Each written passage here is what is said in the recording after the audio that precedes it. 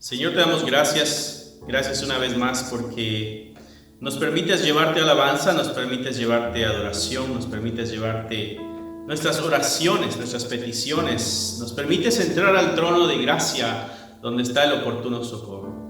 Gracias porque tus oídos están atentos y tu palabra siempre está presta para alumbrar nuestro camino, Señor. Habla nuestras vidas el día de hoy.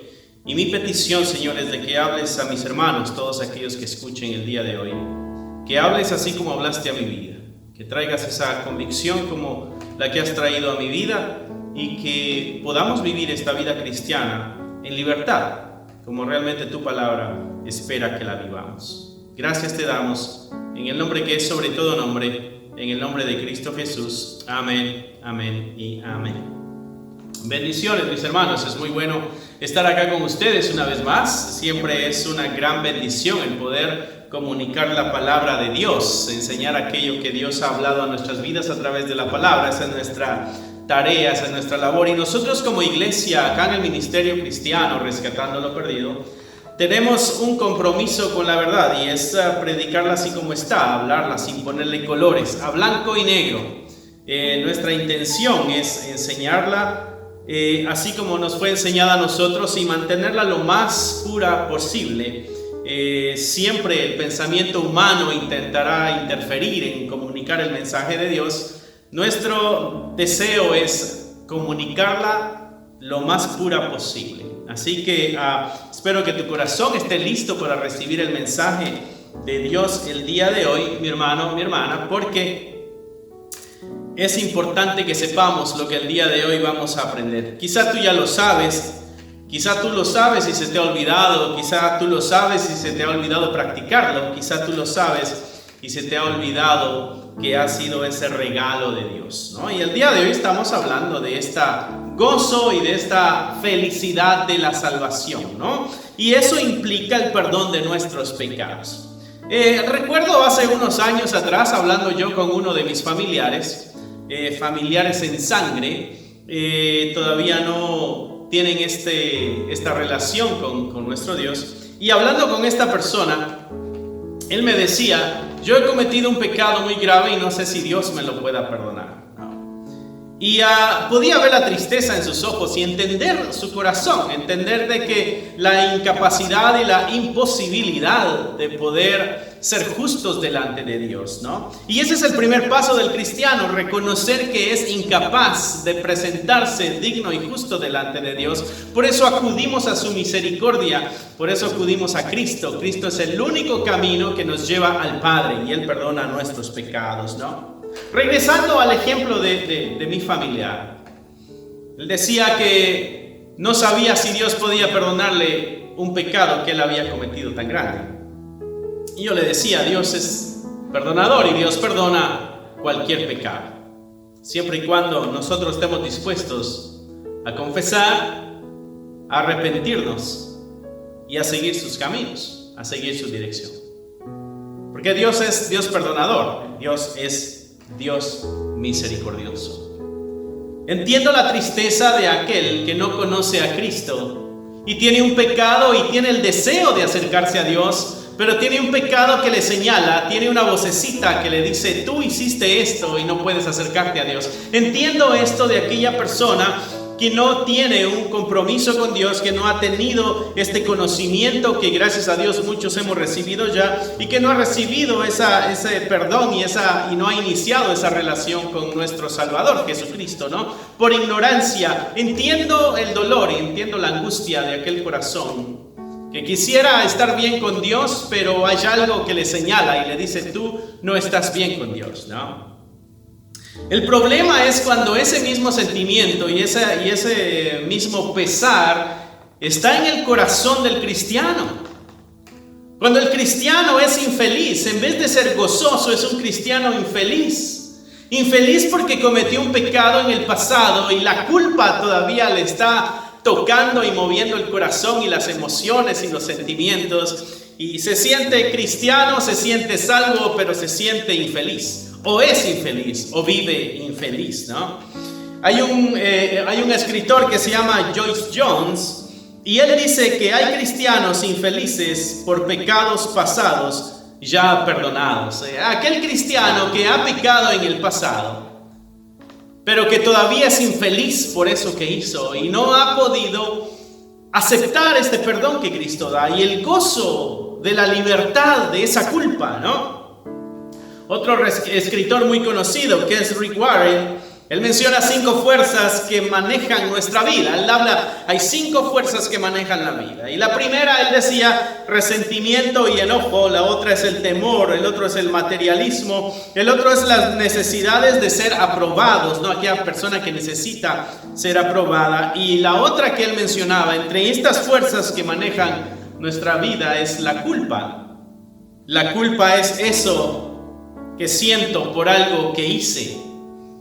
Y que a veces eso maneja nuestra vida. La escritura es clara cuando habla de que hay una lucha interna en el ser humano. Y muchas veces la culpa es ese guerrero que está peleando contra nosotros. El conocimiento del perdón y de la libertad. Y está esa guerra dentro de nosotros. Cada vez que alguien se hace cristiano, recuerde que tiene un enemigo que está buscando destruirle. Y una de las cosas que hace es quitarnos el gozo de la salvación. Cuando tú abres la palabra de Dios, hay un Antiguo y hay un Nuevo Testamento. El Nuevo Testamento inicia con 4 evangelios. Son 4 escritores diferentes que hablan una misma historia, cada uno con su perspectiva y cada uno con su audiencia muy única. Y ahí encontramos todo lo necesario para la salvación. Todo lo que tú y yo necesitamos para entender, recibir, conocer y vivir en esta salvación está ahí en esos 4 evangelios. Sin embargo, después de los evangelios tenemos muchas cartas escritas por los apóstoles, ¿no? Y es que hay una necesidad de conocer más acerca de nuestra verdad, de nuestra salvación. Los evangelios son suficientes para nuestra salvación, pero las cartas son necesarias para nuestro gozo en la salvación, para que seamos cristianos gozosos, ¿no? Son suficientes para la salvación los evangelios, pero una información total nos ayudará a vivir en victoria. Y es que tú y yo como cristianos hemos sido llamados a vivir en esta victoria espiritual. Algunos cristianos sentían la tentación de regresar a su vida pasada, aquella vida de donde habían sido sacados. Algunos cristianos tenían esa tentación, entonces las cartas les motivaban a no regresar a esa vida pasada. Y es que todos tenemos tentaciones. Otros estaban siendo perseguidos y quizá la persecución pudiera desanimarles, y las cartas fueron escritas también para motivar a aquellos que pudieran desanimarse, para que mantuvieran viva la fe y el ánimo de continuar este camino de la cristiandad. Las epístolas muestran la infelicidad que muchos cristianos vivían también. Estas cartas nos cuentan de la infelicidad de algunos, a pesar de que eran cristianos. Desgraciadamente esa infelicidad todavía la vivimos. Como cristianos muchas veces somos cristianos infelices. Te voy a leer una frase que leía de un libro. Dice: sentirse infeliz no quiere decir que no eres cristiano, solo quiere decir que eres un cristiano infeliz. Te lo voy a leer otra vez. Sentirse infeliz no quiere decir que no eres cristiano, solo quiere decir que eres un cristiano infeliz. La infelicidad no quiere decir que no eres salvo, pero eso es un salvo amargado. Claro, existen cristianos que no tienen el gozo de la salvación. Existen cristianos que todavía viven en esos momentos de infelicidad y de amargura, y son cristianos que a la hora de dar testimonio, en vez de dar motivación a que alguien se acerque, lo que hacen es que muchos se alejen, porque hay mucha infelicidad, intranquilidad, inconformismo en sus vidas. Y es que el cristianismo es aquello que viene a satisfacer en totalidad nuestra vida. Entonces es necesario que nosotros podamos crecer.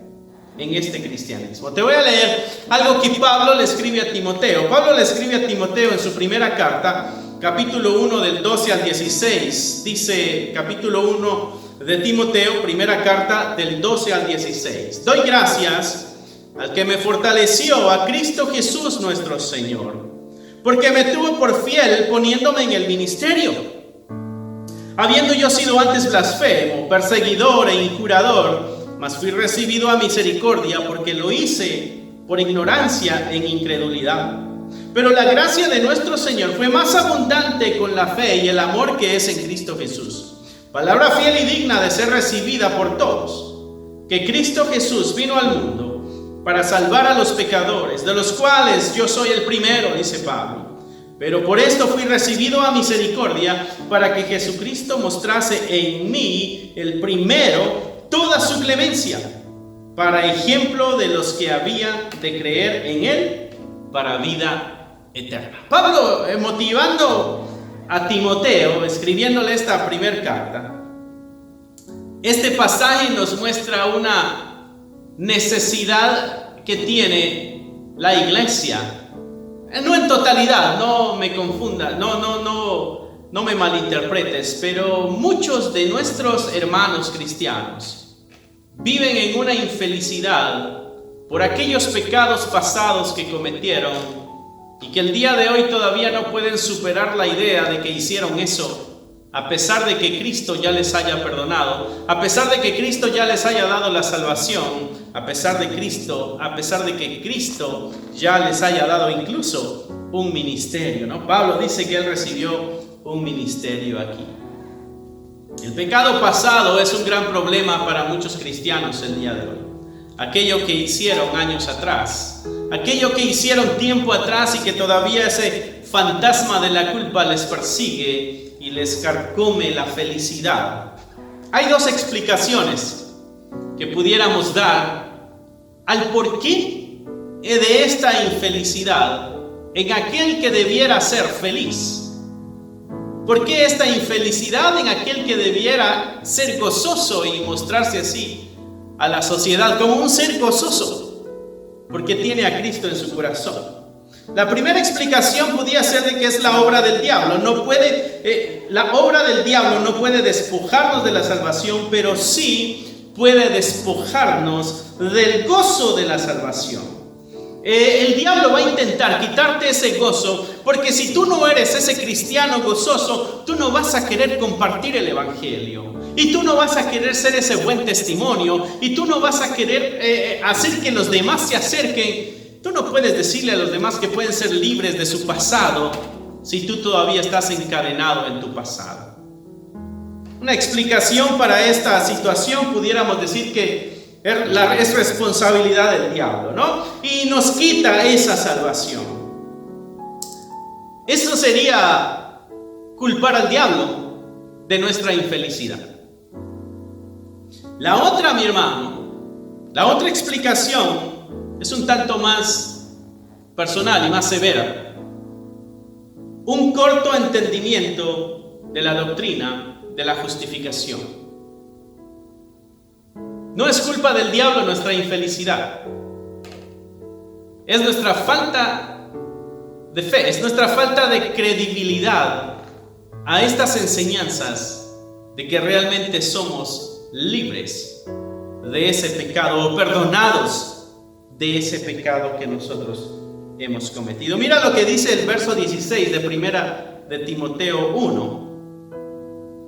Pero por esto fui recibido en misericordia, dice Pablo, para que Jesucristo mostrase en mí el primero de toda su clemencia, para ejemplo de los que habrían de creer en él para vida eterna. Pablo dice, para esto es de que yo fui llamado, yo soy como un ejemplo, dice Pablo. Para esto es un ejemplo de ¿qué? Para los que creen que su pecado rebasa los límites de la gracia de Dios. Pablo dice, yo soy como un ejemplo para aquellos que creen que tienen un pecado tan grande, que la gracia de Dios es incapaz de quitar o de cubrir. Pablo dice, yo soy un ejemplo de eso. Eso es lo que él dice. Por esto fui recibido a misericordia, para que Jesucristo mostrase en mí, el primero de toda su clemencia, para ejemplo de los que habrían de creer en él para vida eterna. Pablo dice, mi vida pecaminosa fue perdonada y ahora yo sirvo de ejemplo para aquellos que se acercan, para que sepan de que hay perdón de pecados, sin importar el tamaño de los pecados que tú y yo podamos hacer o cometer. Hay gente que evalúa los pecados creyendo que unos son perdonables y que otros no son perdonables. Algunos creen de que algunos pecados se perdonan y otros pecados no se perdonan. Dios perdona todos los pecados.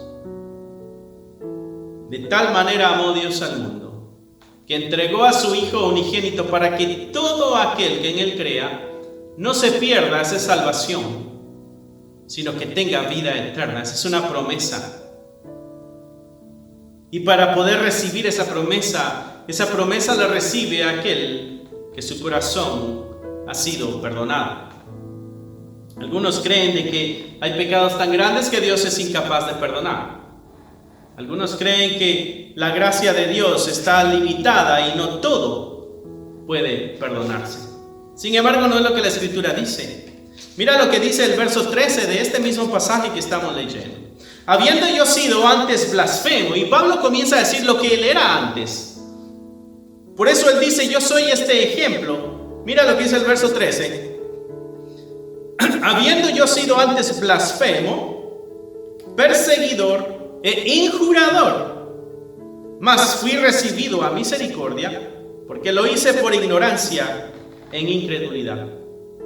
Pablo presenta su pecado en este escrito que le da a Timoteo y le hace ver de que estos pecados de blasfemia, perseguidor, injurador fueron perdonados, que la misericordia de Dios fue capaz de perdonar todo ese pecado y que ahora los llamó a un ministerio con el fin de que sea un ejemplo para otros. ¿Ejemplo de qué? Un ejemplo de que Dios es capaz de transformar una vida y de perdonar cualquier pecado que se haya cometido antes. Algo que esto nos enseña, mi hermano, mi hermana, es de que el problema en nuestra infelicidad como cristiano no es de que hayamos pecado nosotros antes. Nuestro problema es de que éramos incrédulos. No es cuestión, Pablo dice aquí, todo lo que yo hice era incredulidad, lo hice en incredulidad. No creíamos, no sabíamos, por eso cometimos el pecado. Éramos incrédulos, por eso fallamos. Éramos incrédulos, por eso hicimos lo que hicimos. Éramos incrédulos, por eso no entendíamos y conocíamos y andábamos descarriados. Hay que pensar en el caso de perdón cuando pensamos en el caso de Pablo. Si tuvo misericordia Dios de Pablo, también tiene misericordia de ti, mi hermano, mi hermana. Pablo muestra que mientras más uno se acerca a Dios, más uno ve el pecado. Él dice, antes que estaba lejos en incredulidad yo pecaba, pero ahora que estoy cerca puedo ver el pecado, distinguir el pecado, y aquello que yo hacía lo había hecho en incredulidad. ¿Cuál fue la razón del pecado de Pablo? Fue ignorancia, dice él al final de ese verso 13, en incredulidad. No existe un nivel de pecados. Todos los pecados son iguales. En incredulidad pecamos de diferentes maneras y en incredulidad cometemos toda clase de barbaridades. No estoy minimizando el pecado, estoy poniéndolo en el contexto que Pablo lo presenta, en un contexto de incredulidad e ignorancia. Eso no quiere decir que no hay problema con lo que se hizo. Eso habla de que nuestra incredulidad es capaz de llevarnos por caminos oscuros. Pero Cristo puede perdonarnos. Pablo dice, yo vivía en incredulidad. Y mira que Pablo tenía religión. Pero él dice, yo vivía en incredulidad y vivía en ignorancia. El problema no es el pecado pasado, el problema no es eso. El problema es de que éramos incrédulos, por eso lo hacíamos. Este esto que estamos tratando de encontrar el día de hoy, está con el propósito de que nos motive a romper esas cadenas de infelicidad, de tristeza, de amargura que pudiéramos tener a consecuencia de nuestro pecado pasado. ¿Por qué pecamos en el pasado? Porque éramos ignorantes y porque éramos incrédulos. Pero el día de hoy, mi hermano, mi hermana, tú que eres cristiano, tú ya no eres ignorante, tú ya no eres incrédulo. Es una motivación para que podamos dejar la culpa del pasado y retomar la bendición que Cristo nos da a través del perdón. Otra cosa que podemos aprender acá es de que el problema no es el pasado, aquello que hicimos no es el problema, sino la forma en que tú y yo nos relacionamos con la ley y nos relacionamos con Dios. Es un asunto de relación. Cuando tú pecas, tú dañaste algo que se supone no tenía que dañarse, como por ejemplo. Pero nosotros debiéramos ver nuestro pecado en cuestión de relación con Dios. Cuando yo hice esto que no debía haber hecho, rompí mi relación con Dios. Y cuando yo rompo mi relación con Dios, yo quiero mantener esta relación buena y vigente y viva y eficaz y alegre. Y entonces me motivo, me impulso a poder tener esta intimidad o relación con mi Señor mejor a través del perdón y el arrepentimiento. Pero cuando yo me relaciono con la ley de Dios en cuanto a pecados grandes, pecados pequeños, pecados insignificantes, entonces me doy ciertas libertades yo mismo de fallar a los mandatos de Dios. Y cuando mi vida está en pecado, aunque a mi juicio no sean pecados grandes, esto me va separando de Dios. Y me va trayendo infelicidad. Y me va trayendo desgracia. Me va trayendo tristeza. Hay gente que peca contra alguien y le da poca importancia y olvida que es un pecado contra Dios. Si estamos nosotros más alertas en cuanto a la relación que debemos tener con Dios y con la ley, nos puede ayudar a mantener nuestro gozo vivo. David decía: contra ti he pecado, oh Jehová. David entendía que cuando fallaba había pecado contra Dios. El hijo pródigo, ¿te acuerdas? Cuando sale de su casa y cae en la desgracia, él piensa y dice: voy a regresar a la casa de mi padre y me voy a arrepentir y le voy a decir: he pecado contra ti y he pecado contra el cielo. He pecado contra Dios también. Al entender nuestra relación con Dios y con su ley, nos puede ayudar a nosotros a andar mejor con el Señor. Hay una lista de pecados y todos son vistos en cuanto a términos de la relación. Por ejemplo, Gálatas 5, 19, 21. Vamos a leer esto para que podamos ver una lista de pecados que Pablo presenta ahí a la iglesia de Gálatas. Gálatas 5, 19, 21. Manifiestas son las obras de la carne, que son adulterio, fornicación, inmundicia, lascivia, idolatría, hechicería. Y por ahí nosotros decimos: gracias a Dios, yo no tengo ninguno de esos pecados. Gracias a Dios, yo estoy lejos del adulterio. Gracias a Dios, yo estoy lejos de la fornicación. Yo estoy lejos de la idolatría. Yo estoy lejos de la hechicería. Ando bien con Dios. El problema es de que la lista no se detiene ahí. La lista sigue con enemistades, pleitos, celos, iras, contiendas, disensiones, herejías, envidias, borracheras y cosas semejantes a estas. Nosotros nos sentimos libres de pronto de estos pecados a los que nosotros les damos un nivel grande, un pecadote, y esto yo no lo hago. Pero cuando vemos los otros pecados, celos, envidias, ¿no?, murmuraciones, enemistades, de pronto decimos: esto no es tan grave. Pablo presenta esta lista de pecados, válgame la redundancia, en la misma lista. Porque para Pablo, así como para nosotros, no debe existir un pecado mayor que otro. Hay pecados que traen mayores consecuencias, pero no quiere decir que la falta contra Dios fue mayor y la falta contra Dios fue menor. Si le faltamos a Dios, es una falta al Todopoderoso, a su santidad, a su perfección. Es una falta a su mandato. Y a veces nosotros nos sentimos libres porque, como no hemos hecho pecados tan grandes, el problema es de que eso va creando una separación con Dios. Y vamos aislándonos de Dios y sin darnos cuenta, la tristeza va llenando nuestro corazón. Entonces el problema no es, mi hermano, mi hermana, esos pecados que hemos cometido en el pasado. Muchas veces el problema es de que cometemos pecados que a nuestro juicio no son grandes, pero que también están dando el efecto de una separación de Dios. Debemos relacionarnos de la forma correcta cuando hablamos de Dios y de su ley.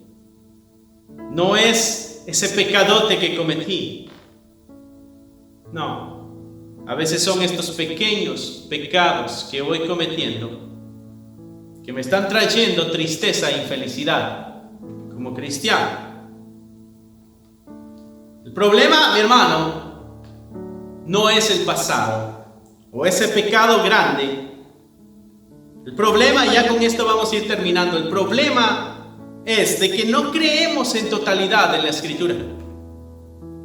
Regresando a lo primero que decíamos al inicio, ¿no? Entre las dos explicaciones que dábamos al por qué hay tristeza muchas veces en el corazón del cristiano, y decíamos, bueno, el diablo trae esta culpa, trae esta situación, para que el cristiano no pueda hacer ese testimonio y no demuestra de ese gozo a una sociedad. Pero la otra explicación que dábamos es porque había un corto entendimiento de la doctrina de la justificación. No entendíamos a cabalidad de que ya somos justos delante de Dios por la obra redentora de Jesucristo. Y de eso es de lo que estaremos hablando aquí. El problema no es, mi hermano, ese pecado pasado que hayamos cometido. No es ese el problema. El problema es de que no creemos la Escritura, no creemos la palabra de Dios.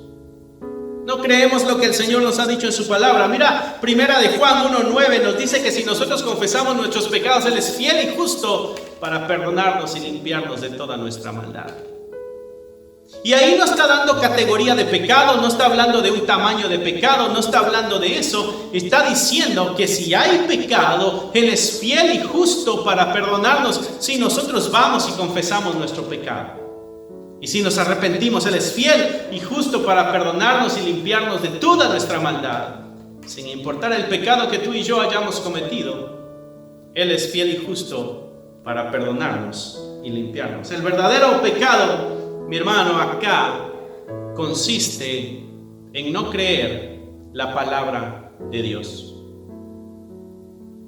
Nuestra tristeza y angustia como cristianos muchas veces no es por el pecado que hayamos cometido, es que no creemos que Dios nos haya perdonado, es que no creemos que Él nos pueda perdonar. En Hechos capítulo 10, por ejemplo, hay un suceso con Pedro. Tú has leído la historia de Pedro, ¿no? Donde se baja un lienzo y ese lienzo, Pedro está con hambre, está en el techo de la casa, está esperando que hagan la comida y él tiene una visión. Hay un lienzo que viene bajando del cielo y ese lienzo tiene muchos animales que para el judío eran inmundos, ¿no? Y entonces hay una voz que le dice a Pedro, Pedro, mata y come. Y Pedro dice, no, porque ningún animal inmundo ha entrado por mi boca, eso yo no lo voy a hacer. Puedo tener mucha hambre, pero no. Y esa voz le vuelve a decir, Pedro, mata y come. Y la Escritura nos cuenta ahí en Hechos capítulo 10 de que esto se repitió 3 veces. Eso quiere decir de que el asunto va en serio, Pedro, mata y come.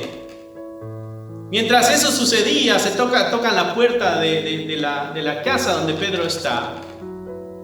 Y hay un siervo de un centurión que le dice, vengo a buscar a Pedro porque Pedro necesita ir a hablar con mi patrón. En este caso es el centurión. Dios había hablado con el centurión: ya ve y tráeme a Pedro, porque él es el que te va a decir lo que tienes que hacer. El centurión es un gentil que está buscando a Dios, es un gentil que está tratando de agradar a Dios y necesita conocer el evangelio de Cristo. Pedro es un hombre que tiene el evangelio de Cristo, pero Pedro es un judío y el centurión es un gentil. Y el judío no se va a juntar con el gentil. El judío no va a acercarse con el gentil. Y entonces Dios le dice a Pedro en esta voz, cuando le está hablando de que mata y come, le dice: no llames inmundo lo que yo ya he santificado.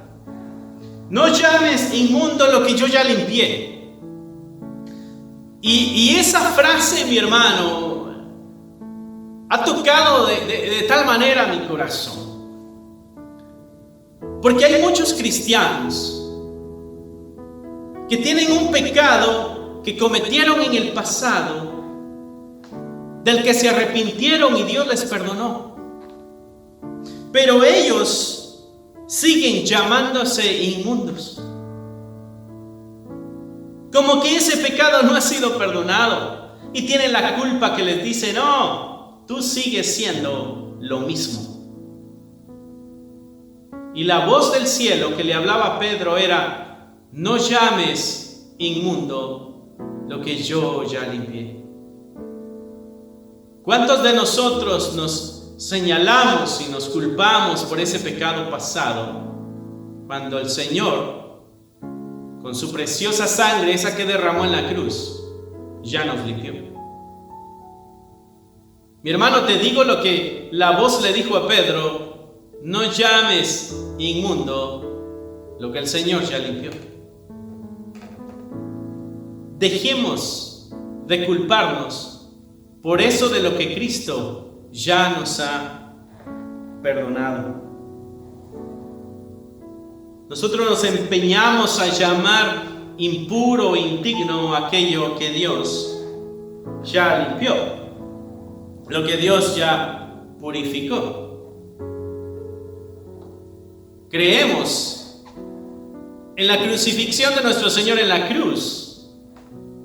Creemos que murió por nuestros pecados, y creemos que resucitó al tercer día de los muertos, y creemos que está a la diestra de Dios Padre con toda autoridad.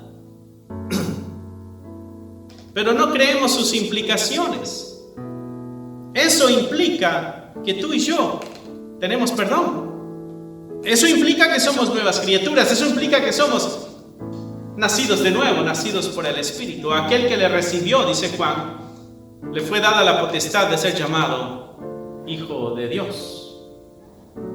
Primera de Pedro 2:24 dice: quien llevó él mismo nuestros pecados en su cuerpo sobre el madero, para que nosotros, estando muertos a los pecados, vivamos a la justicia, y por cuya herida fuisteis sanados. Mira lo que está diciendo Pedro acá en esta carta. Primera de Pedro 2:24. Quien llevó él mismo nuestros pecados en su cuerpo sobre el madero. ¿Los pecados de quién? Nuestros pecados fueron ya llevados al madero. ¿Para qué? Para que nosotros, estando ya muertos a ese pecado, ahora vivamos a la justicia, y por cuya herida nosotros hemos sido sanados. El mensaje que Pedro está dando, mi hermano, es de que ese pecado pasado, ese pecado ya está en la cruz. Y ahora lo que el Señor espera es de que nosotros, estando muertos al pecado, vivamos en justicia.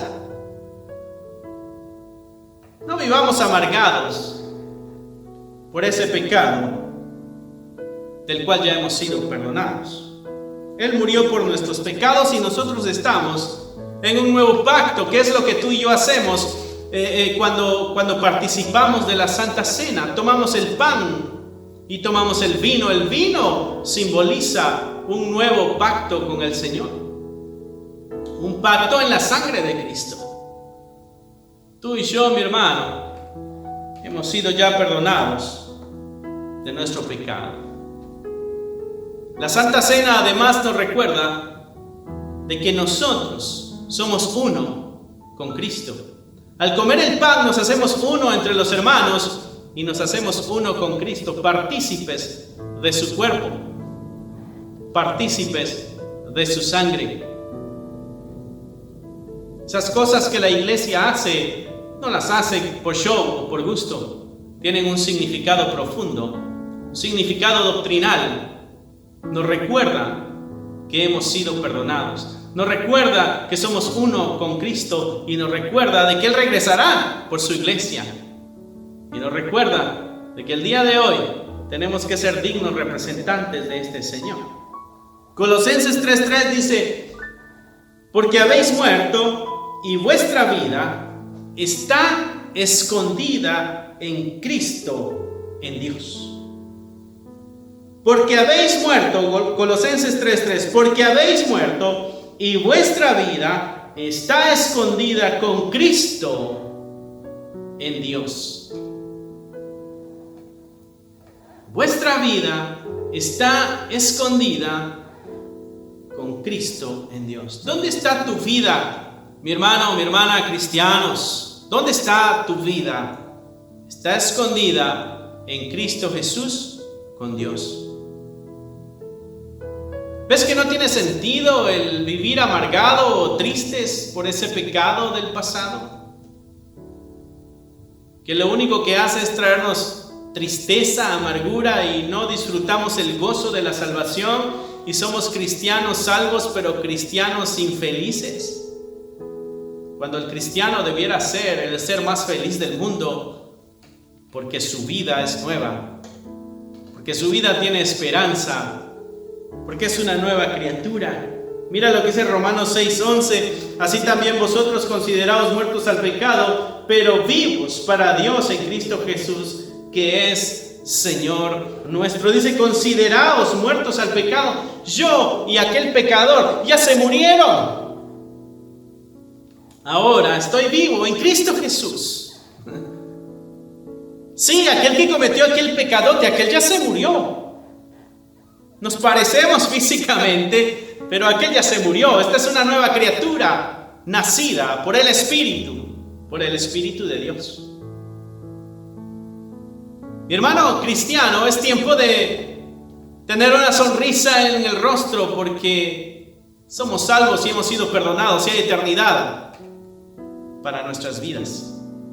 Es tiempo de que el mundo sepa de que realmente somos gozosos y alegres y no vivimos encerrados en una jaula de tristeza por culpas de pecados pasados, cuando esos pecados ya han sido perdonados. Pecados que Cristo ya lavó con su preciosa sangre. Pecados que quedaron clavados, dice Pedro, allá en la cruz. Y que hemos muerto nosotros a eso y ahora vivimos en Cristo. Somos una criatura nueva, una criatura de gozo, una criatura de alegría. Entiendo de que hay momentos de dificultad y de angustia que nos traen tristezas momentáneas, pero no podemos seguir metidos en esa jaula de la culpa de un pecado que Dios ya perdonó.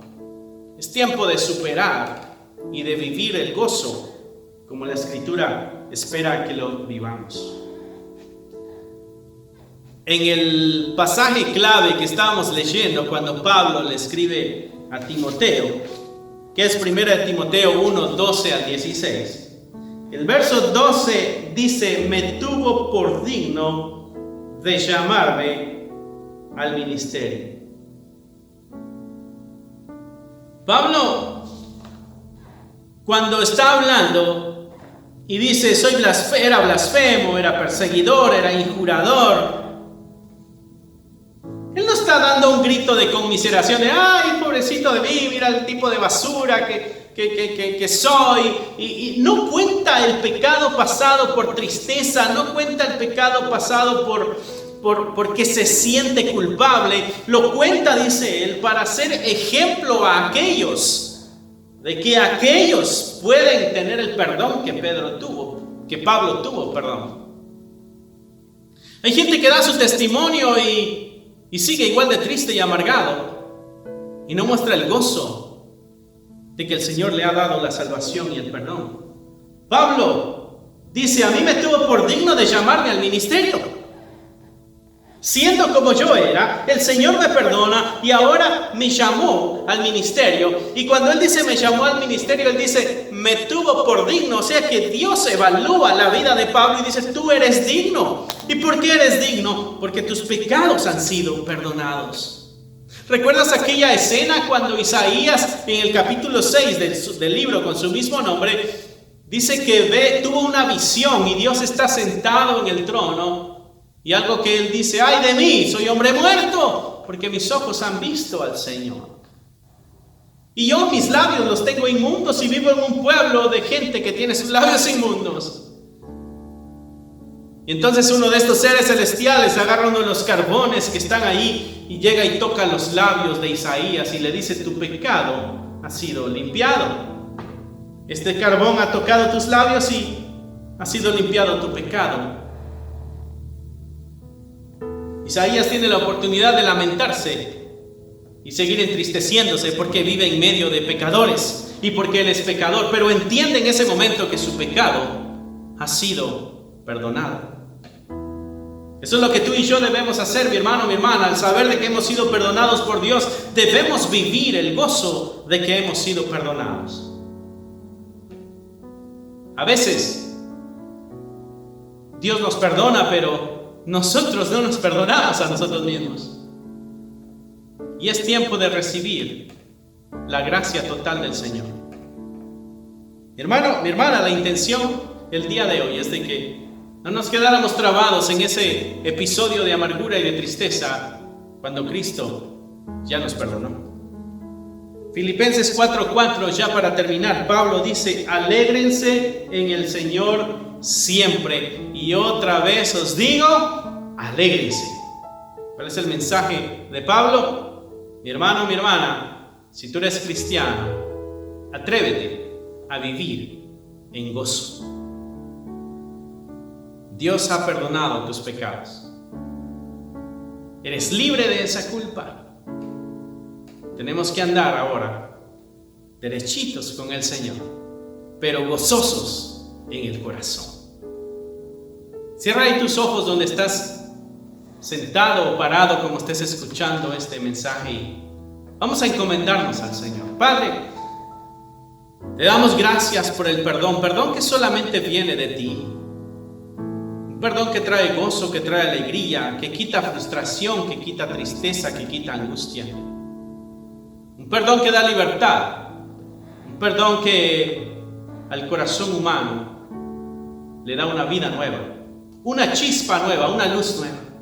No permitas que esa luz se apague de nosotros. No permitas que el gozo de la salvación se aparte de nosotros. No permitas que las tribulaciones de la vida nos amarguen. No permitas, Señor, que nuestro gozo se pierda y no podamos ni siquiera dar testimonio del tremendo poder de tu perdón en nuestras vidas. Ayúdanos a hacer luz en medio de la oscuridad y que el gozo sea una de esas partes claves en nuestra vida, ahora en nuestra vida cristiana. Alabado sea tu nombre, en el nombre que es sobre todo nombre oramos, en el nombre de Cristo Jesús. Amén, amén y amén. Así es, mi hermano, mi hermana, hay que vivir gozosos, porque el Señor nos ha perdonado, el Señor nos ha dado vida nueva, nos ha dado eternidad, y el día de hoy, Pablo en esa carta a Timoteo nos dijo que él es un ejemplo, así que tú y yo, a ser ejemplos también de que Dios perdona y pone gozo en el corazón cristiano. Que Dios te bendiga y que tengas una tarde bendecida. Bye.